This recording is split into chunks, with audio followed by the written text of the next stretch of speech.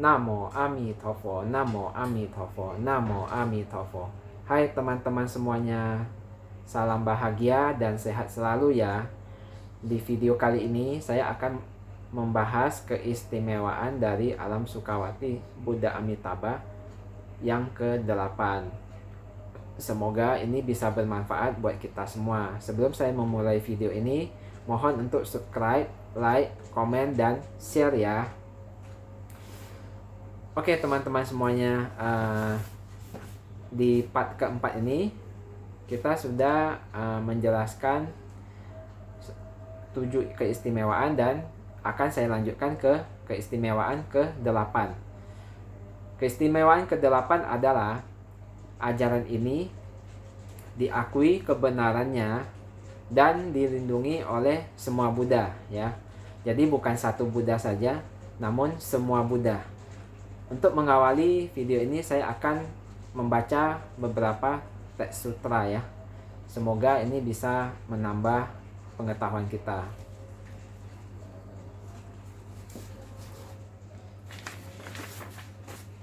Dalam 48 tekad Buddha Amitabha, salah satunya yaitu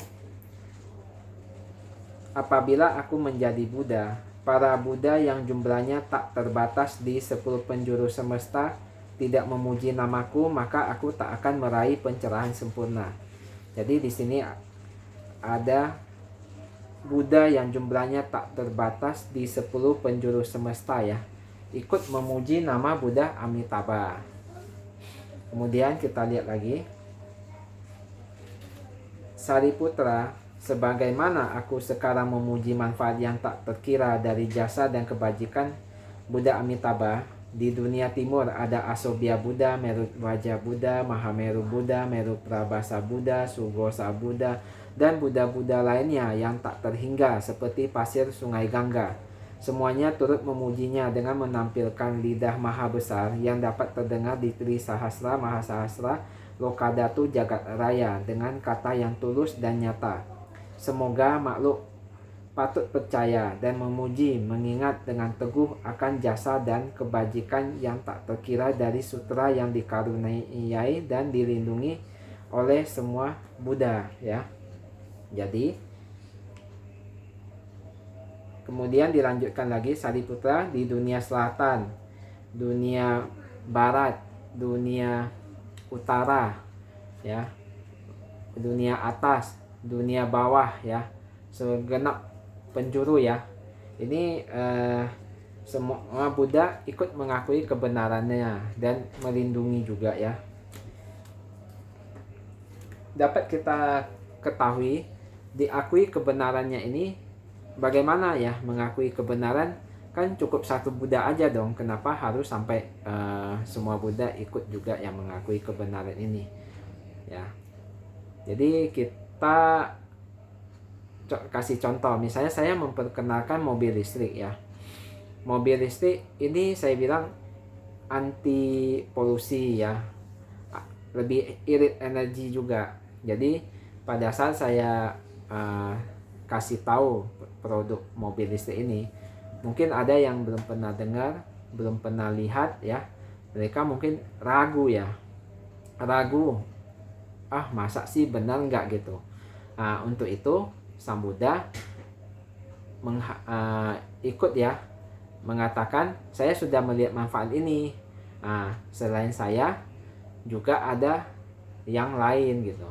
Misalnya saya katakan di Indonesia baru saya yang pakai nih, tapi di Eropa sudah ada yang pakai juga ya, di Amerika sudah ada yang pakai, di Jepang sudah ada juga ya, di Malaysia sudah ada yang pakai juga ya, di mana gitu, di Thailand sudah ada yang pakai gitu. Jadi dan banyak sekali negara sudah memakai mobil listrik ini gitu. Jadi kita yang awalnya ragu begitu dengan ternyata di negara lain juga ada yang pakai gitu, akhirnya kita jadi lebih yakin, lebih mantap ya. Jadi ini salah satu sebab ya mengapa ikut menghadirkan ya, ikut menyebutkan nama-nama Buddha dari wilayah-wilayah yang lain gitu.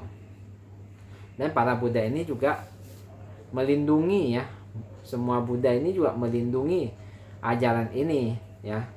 Siapa yang dilindungi ya, selain ajaran yang dilindungi pastinya adalah orang yang melaksanakan ajaran ini.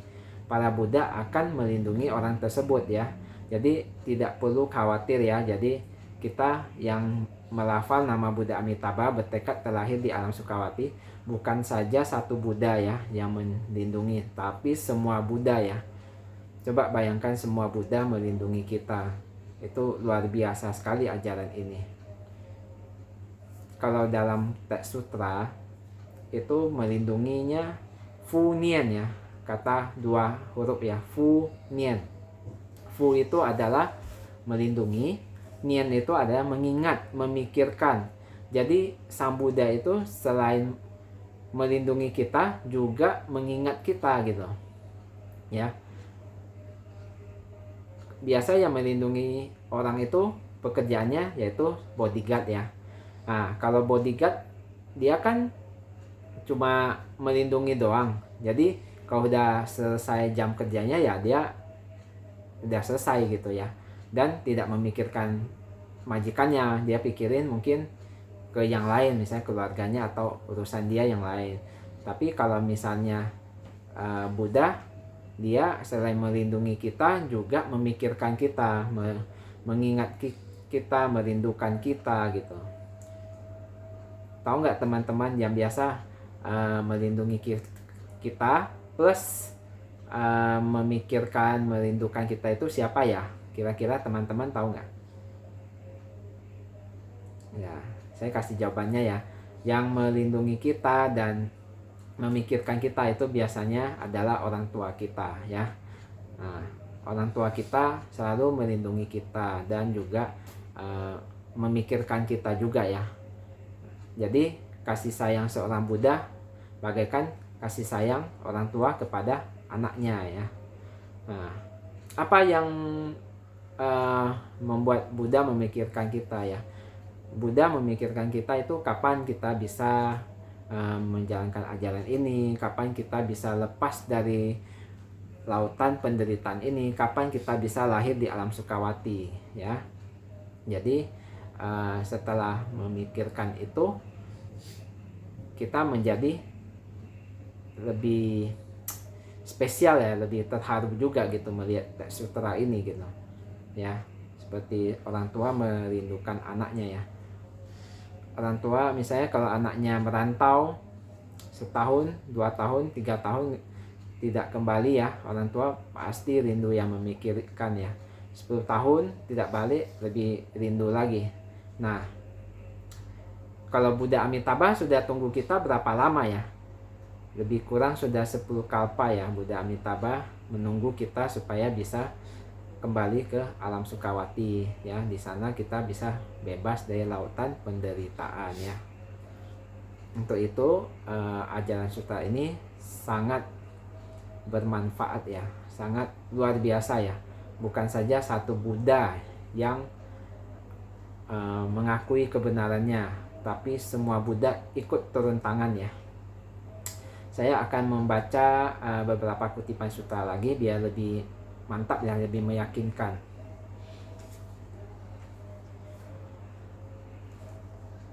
Sariputra, aku telah melihat manfaatnya, maka kuucapkan kata-kata ini.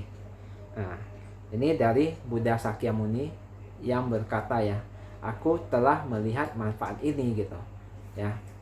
Jadi diajarkanlah ajaran ini, manfaat ini ya luar biasa ya. Aku ya, dia memakai kata aku ya, berarti aku telah melihat dengan mata Buddhanya, dia melihat kita yang lahir Sukawati itu sangat bermanfaat sekali ya. Makanya diucapkan kata-kata ini. Walaupun tanpa ditanya, Buddha pun akan membabarkan ajaran ini karena Buddha telah melihat langsung manfaat ajaran ini ya. Kemudian kita lihat lagi.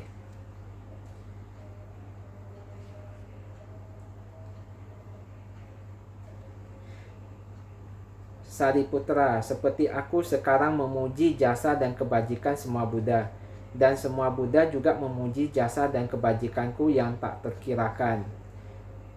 Ini semua Buddha juga memuji ya, memuji jasa dari Buddha Sakyamuni yang tak terkirakan. Apa itu jasa Buddha Sakyamuni yang tak terkirakan dalam Amitabha Sutra? Yaitu Buddha Sakyamuni telah membabarkan ajaran Sukawati ini ya, ajaran Buddha Amitabha ini. Itu pahala jasa kebajikan yang tidak terkira ya. Seperti kita kalau menyarankan orang untuk bisa nianfoa, untuk bisa terlahir di alam Sukawati, itu pahala jasanya tidak terkira ya. Sungguh luar biasa ya. Sampai Buddha sendiri pun ikut memuji ya. Semoga setelah mendengar yang keistimewaan ke-8 ini, semoga kita semua bisa membangkitkan keyakinan ya, dan tekad untuk bisa terlahir ke alam Sukawati ya. Bukan saja satu Buddha, tapi semua Buddha ya ikut ya berpartisipasi dalam hal ini.